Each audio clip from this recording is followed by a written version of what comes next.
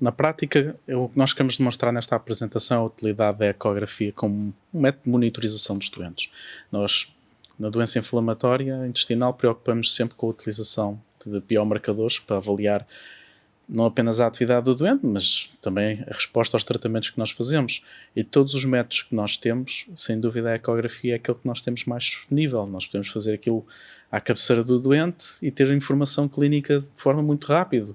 Em relação a todas as outras análises, ou tem mais constrangimentos para os doentes, como são os biomarcadores fecais, ou já são exames mais invasivos, como por exemplo a colonoscopia. É importante percebermos que mesmo a TAC e a ressonância, frequentemente nos doentes que já têm alguma doença estrutural, podem ser desconfortáveis, porque frequentemente precisam de contrastes orais. Portanto, a ecografia surge como um método que neste momento é muito apetecível para vigiar os doentes. Parece-me difícil que nos próximos anos um médico que faça doença inflamatória e não saiba esta técnica, porque de facto é um método muito barato, muito disponível e nós estamos a poupar dinheiro que poderíamos estar a gastar em ressonâncias magnéticas ou outros exames invasivos com este método que é extremamente barato e, portanto, dá-nos basicamente as mesmas respostas e pode-nos dar rapidamente a resposta se o doente respondeu, se não respondeu, se aquela agudização que ele tem naquele momento é ou não da doença. E, portanto, nesse caso, o que nós queremos ilustrar nestes casos era realmente perceberem que existem várias situações clínicas onde a ecografia dá a mesma informação que os outros métodos radiológicos ou endoscópicos e que, portanto, que não é nada que não esteja evidenciado, é algo que pode ser utilizado por eles. Infelizmente, neste momento, um dos problemas maiores acaba por ser a eficácia dos medicamentos, porque vão aparecendo novos medicamentos, mas nós temos que ter em consideração que muitos doentes não respondem aos primeiros fármacos. Depois, a taxa de perda de resposta com os fármacos pode ser tão elevada como 20% a 30% ao ano. Portanto, nós podemos estar a falar de doentes que foram submetidos a uma cirurgia ou 2 cirurgias, a vários fármacos e mesmo assim não alcançamos sequer a remissão clínica.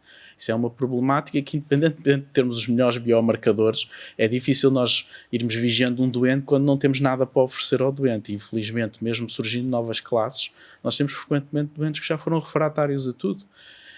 Obviamente, existem outros problemas menores, como o compliance dos doentes, e nós sabemos que isto acontece em qualquer doença crónica.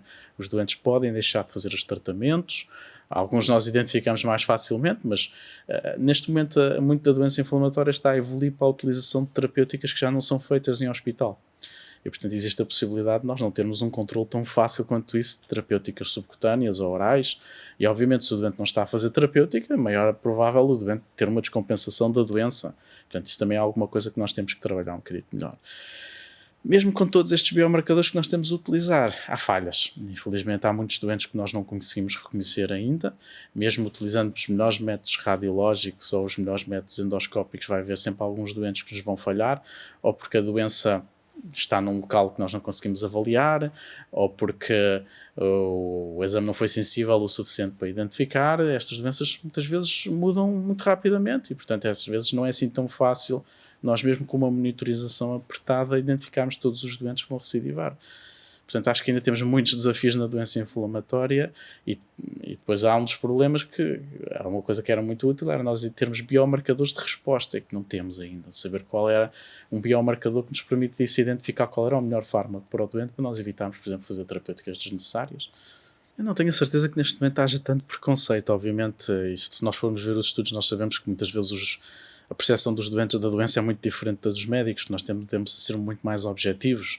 Por exemplo, em relação aos enfermeiros, eles têm uma cuidado mais à vontade com os doentes e por isso eu não vejo que isto tenha que ser um tratamento apenas pelo médico. Nós somos uma equipe e a equipe provavelmente, cada um tem as suas funções e se calhar os enfermeiros que têm mais tempo para os doentes terão uma facilidade melhor de identificar algumas coisas que os doentes acabam por não contar aos médicos. Se, por exemplo, tivermos em consideração doentes, por exemplo, com colostomias, é frequente os doentes sentirem-se desconfortáveis a falar com o médico sobre algum problema que surge e às vezes eles abrem-se mais com os enfermeiros. Não esquecer que muitas vezes nós estamos em consulta com os doentes que dura quarto de hora, 20 minutos, mas estes doentes, sobretudo se fizerem terapêuticas em hospital diários, e esses estão horas com os enfermeiros e, portanto, criam também outro tipo de relação com os enfermeiros e às vezes facilita a transmissão dessa informação.